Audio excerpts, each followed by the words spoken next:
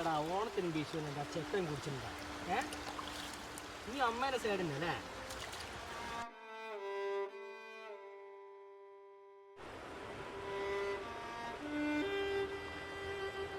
വല്ലാത്തൊരു സംഭവമായി പോയില്ലേ. എന്തൊരു കാലക്കെടിനെയാണ് കുഞ്ഞിമനെ പോലെ കൂട്ടിയത്. അച്ചങ്ങായി ഇന്നലെ കഴിച്ച എനക്ക് അതിലേ ജാസ്തിയാണ്. ആടുന്നൂടെ എത്തുമ്പോഴത്തേക്ക് എന്നായിപ്പോയി കുഞ്ഞുമോനെ. മാധവടുത്ത് കണ്ടിപ്പോലടാ ഇത് ഒലിച്ചു പോന്നേ.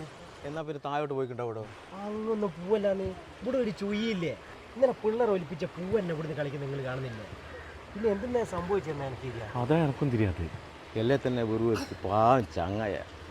ചേട്ടാ ഇവരുണ്ടോ എന്നാ പറയണ്ടേ ചേട്ടാ? കുറെ ആളുടെ താഴോട്ട് നോക്കുന്നില്ലുണ്ട്. വല്ലാത്തൊരു സംഭവമായിട്ട്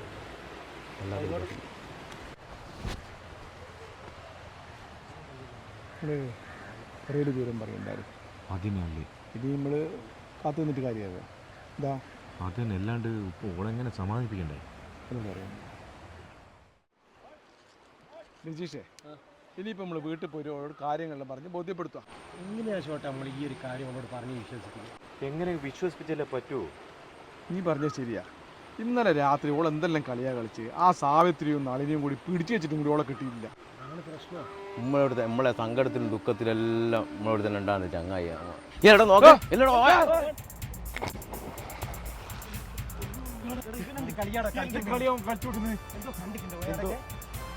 നോക്കടാ, മതി മോനെ മതി. എനിക്ക് മര്യാദക്ക് പറക്കുവാലോ.